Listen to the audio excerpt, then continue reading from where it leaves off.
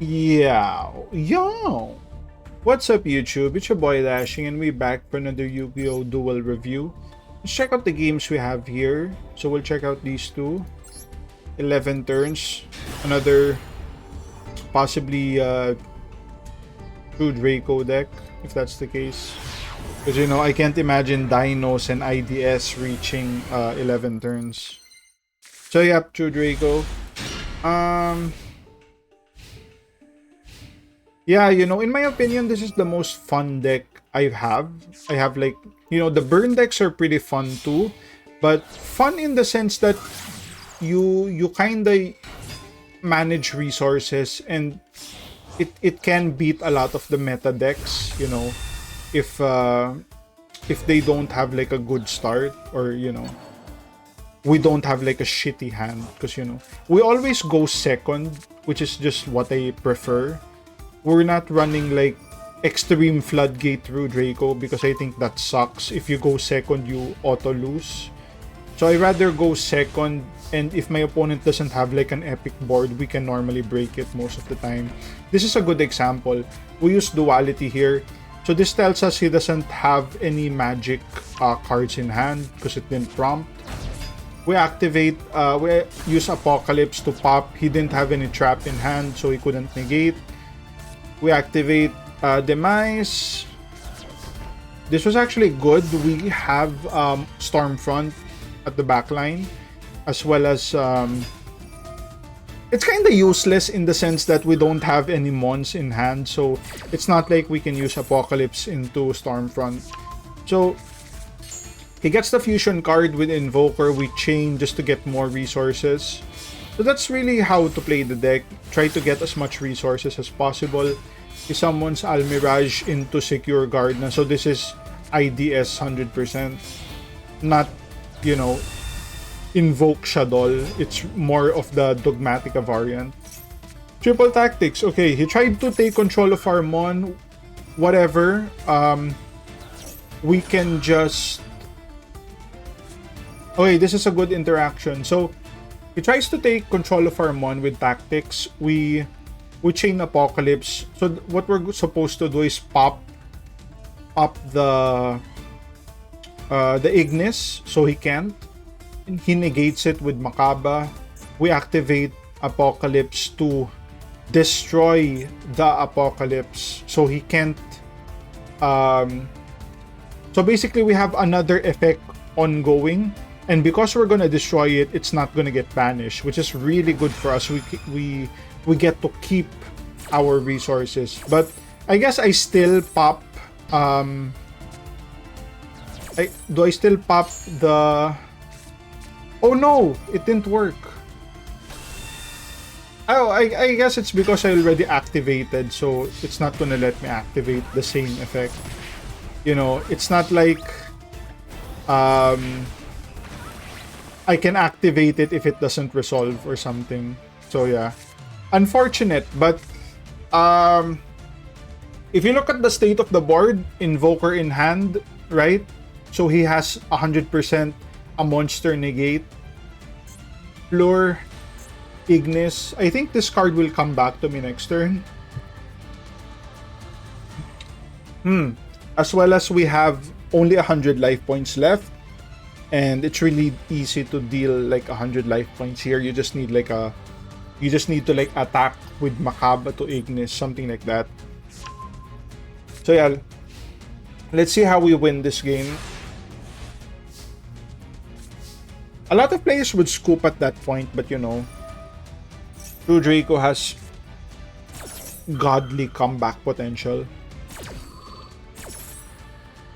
Negates duality, which is fine. I can just use I can attack.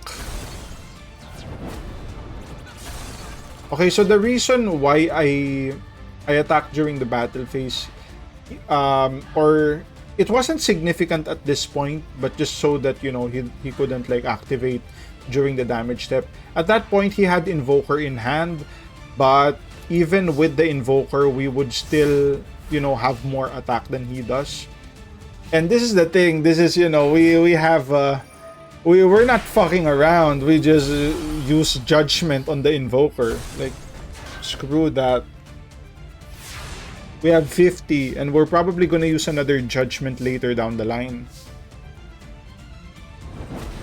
Pop that Mon.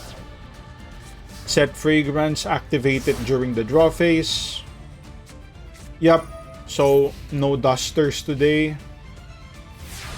He just ends. We just attack. We can set this card. We can't really activate it just because of, you know, anti-spell as well.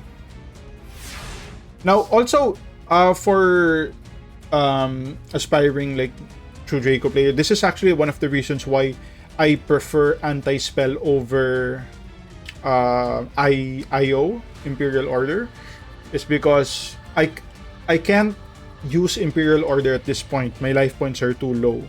So you will more often than not find yourself in that situation.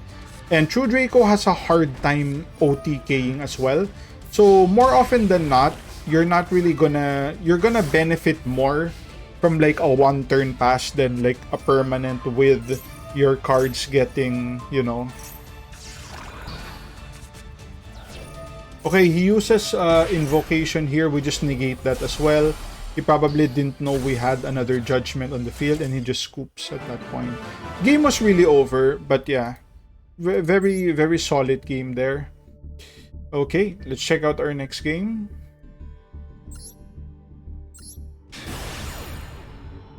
Yeah, some people in the Discord group was asking me like, dude, you should run Imperial Order and all that. Like, I tried it,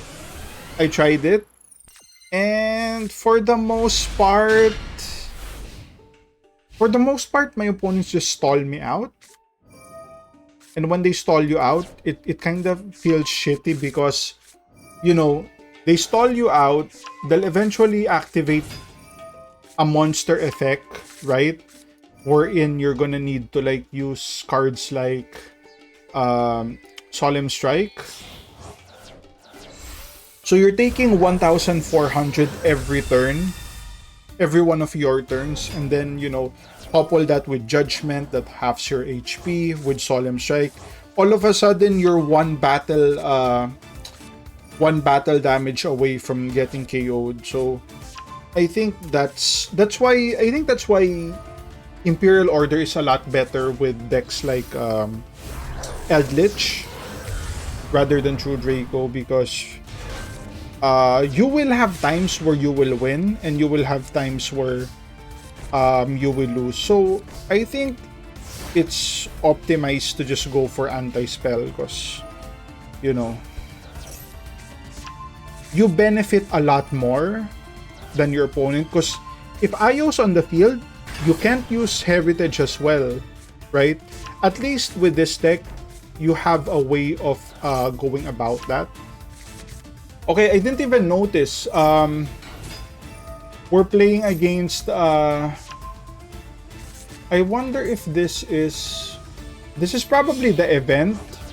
The fusion event. So yeah, 2 Macabas, Colossus with...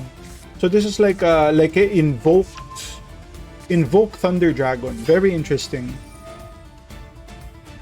We activate Return, we activate Rivalry. He chooses Thunder, which is hella good for us. We get rid of the 2 Macabas. No negates today. And we get to pop the backline. We take good damage, but it's definitely worth it. We're able to break his board significantly. We draw Ignis. We offer it for return. Pop the Colossus. He activates that card. We just chain, get more resources. I probably... Oh yeah, I thought about using... If I should have used Duality, but I can't because of the Colossus. So I need to take this mon out first. So yeah, he uses the effect, banish a card. So, you know. So we just attack Colossus. Okay, I guess he didn't have any more Thunder Dragons in the graveyard, so he couldn't, like, bring it back. But our position here is really good. Yep. Shard of Greed. Shard of Greed. The GOAT. I use this all the time in events. It's such a good card. People are telling me it's slow, but bro, we're playing the event. The event is slow. You definitely have enough time to get away with it. Not to mention it's a continuous spell, so you know, worst case scenario, you can tribute off it.